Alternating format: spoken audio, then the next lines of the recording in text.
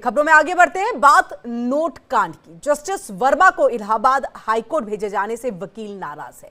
आज से अनिश्चितकालीन हड़ताल पर हाईकोर्ट के वकील एससी कॉलेजियम से फैसला वापस लेने की मांग लगातार की जा रही है और मामले में केंद्र सरकार से दखल देने की भी मांग की गई। तो देखिए, दिल्ली हाईकोर्ट के जज यशवंत वर्मा के घर मिले करोड़ों रुपए कैश का मामला देश भर में छाया हुआ है।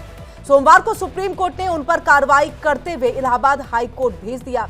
उनके ट्रांसफर का इलाहाबाद बार एसोसिएशन लगातार विरोध कर रहा है। इन सब के बीच इलाहाबाद हाई कोर्ट के वकीलों ने यशवंत वर्मा के ट्रांसफर के विरोध में आज से अनिश्चितकालीन हड़ताल का ऐलान किया है।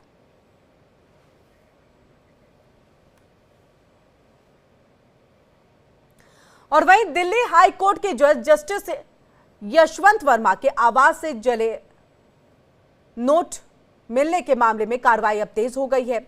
जले हुए नोट के कुछ हिस्सों को इंक्वायरी कमीशन को सौंप दिया गया है। इंक्वायरी कमीशन जले हुए नोटों की फॉरेंसिक जांच करेगी और इसके अलावा घटनास्थल पर सबसे पहले पहुंचने वाले 5 पुलिसकर्मियों की भी जांच हो रही है। 5 पुलिसकर्मियों के मोबाइल फोन को पुलिस हेडक्वार्टर में जमा कराने का आदेश दे दिया गया है। तो साथ ही फायर डिपार्टमेंट की भी जांच हो रही है। घटनास्थल पर पहुंचने वाले फायर डिपार्टमेंट के 6 कर्मचारियों को हेडक्वार्टर से अटैच कर दिया गया। तो आपको बता दें कि जस्टिस वर्मा कैश कांड मामले में जांच अब तेजी के साथ हो रही है और उसमें एक इंक्वायरी कमीशन जो है वो बिठा दी गई है। ऐसे में देखिए, नोटों की फॉरेंसिक जांच तो है वो की जाएगी। इसके साथ साथ जो सबसे पहले 5 पुलिसकर्मी पहुंचे थे सब कुछ जांचने के लिए, उन 5 पुलिसकर्मियों के मोबाइल फोन को यहां पर हेडक्वार्टर में जमा कराने का आदेश भी दे दिया गया है। और वहीं फायर डिपार्टमेंट की तरफ से जब वो बयान सामने आया कि उनको वहां कोई कैश दिखाई नहीं दिया, ऐसे में अब सब कुछ सवालों के घेरे में है। और ऐसे में जो 6 कर्मचारी फायर डिपार्टमेंट की तरफ से गए थे, उन्होंने एंट्री की थी, उसके बाद अब उनसे भी जो है पूछताछ का दौर जारी रहेगा। हेडक्वार्टर से अटैच 6 कर्मचारियों को भी कर दिया गया है। तो इन सब के बीच में इलाहाबाद हाई कोर्ट में ट्रांसफर कर दिया गया था जस्टिस यशवंत वर्मा का, लेकिन इलाहाबाद बार एसोसिएशन की तरफ से इसको लेकर के प्रदर्शन किया जा रहा है। अनिश्चितकालीन हड़ताल पर बैठ गए हैं। उनका यही कहना है कि इस तरह से नोट कांड में शामिल किसी भी जज को यहां न भेजा जाए। और ज्यादा जानकारी बातचीत के लिए हम सीधे रुख कर लेते हैं लीगल एडिटर आशीष सिन्हा का। आशीष, सीधे तौर पर देखिए, एक तरफ जब इलाहाबाद हाईकोर्ट में भेजा जाता है जस्टिस यशवंत वर्मा को, उसके बाद वहां पर बार एसोसिएशन की तरफ से तमाम वकीलों की तरफ से जो है अनिश्चितकालीन हड़ताल की देखिए नोट कांड में शामिल है। और ऐसे में इस तरह से करप्शन में संलिप्त किसी भी जज को ना भेजा जाए। नाराजगी साथ साथ इंक्वायरी कमीशन की भी जो है एक जांच जो है वो जारी है।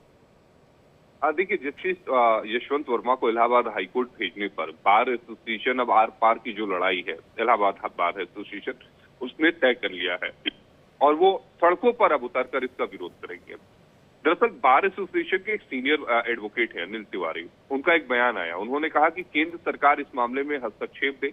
एक कल कार्यकारिणी बुलाई गई थी इलाहाबाद हाईकोर्ट बार एसोसिएशन की, जिसमें मांग ये की गई थी कि केंद्र सरकार इसमें संज्ञान ले और चीफ जस्टिस ऑफ इंडिया इस मामले पर पुनर्विचार करें। और इसी को लेकर इलाहाबाद हाईकोर्ट आज से एक अनिश्चितकालीन हड़ताल का उन लोगों ने ऐलान किया है, जिसका ट्रेड यूनियन का भी साथ मिला है। और एसोसिएशन सुबह 10 बजे से यह हड़ताल शुरू होगा। कई तरह के बयान उनकी तरफ से दिए गए कि ये कोई डंपिंग यार्ड नहीं है, इस तरह के बयान अभी दिए गए हैं। बहरहाल अब देखना यह होगा कि केंद्र सरकार की मंजूरी मिलती है या नहीं है। हाईकोर्ट बार एसोसिएशन का विरोध अपनी जगह है, लेकिन नियम अपनी जगह है। नियम यही कहता है कि केंद्र सरकार की मंजूरी मिलने के बाद ट्रांसफर हो जाएगा और कॉलेजियम की रिकमेंडेशन है। दूसरी तरफ जो जांच है वो अभी चल रही है। दोषी है अभी ये कहा नहीं जा सकता। अभी जांच चल रही है क्योंकि वर्मा जी का भी पक्ष आया, जिसमें उन्होंने साफ कहा कि उन्हें इस बारे में कोई जानकारी नहीं है। मामले की अभी जांच चल रही है, इसलिए बहुत ज्यादा इसमें कुछ भी कहना जल्दबाजी होगी। लेकिन हाँ, पैसों का जो वीडियो अभी जो सामने आया था जले हुए नोटों का, उसकी भी जांच हो रही है कि क्या वो वीडियो भी सही है कि नहीं है। तो अभी सारे पहलुओं पर जांच हो रही है। और पहले भी सुप्रीम कोर्ट की कॉलेजियम ने बात बिल्कुल साफ कर दी है कि जो न्यायिक काम होगा उसमें जस्टिस वर्मा जो होंगे वो न्यायिक काम नहीं करेंगे, यानी कोर्ट की प्रोसीडिंग को उनको हैंडल वो नहीं करेंगे। वो केवल एडमिनिस्ट्रेटिव काम जो होगा उनको करने के लिए कहा गया है। तो बहरहाल अभी थोड़ा इंतजार और करना पड़ेगा। जांच रिपोर्ट आने के बाद ही क्लियर हो पाएगा कि इस पूरे मामले में आगे रूपरेखा क्या होगी ट्रांसफर की या फिर उनको इस्तीफा देना पड़ेगा, महाभियोग लगेगा, ये सारे आरोप बेबुनियाद हैं। जी, बहुत बहुत शुक्रिया आशीष तमाम जानकारी हम तक यहाँ पर पहुंचाने के लिए। और इसी के साथ अभी कार्रवाई शुरू हुई है, यानी कि जांच शुरू हुई है। अब जांच के बाद ही क्या कुछ कदम उठाए जाएंगे, ये सब अभी देखने वाला विषय है।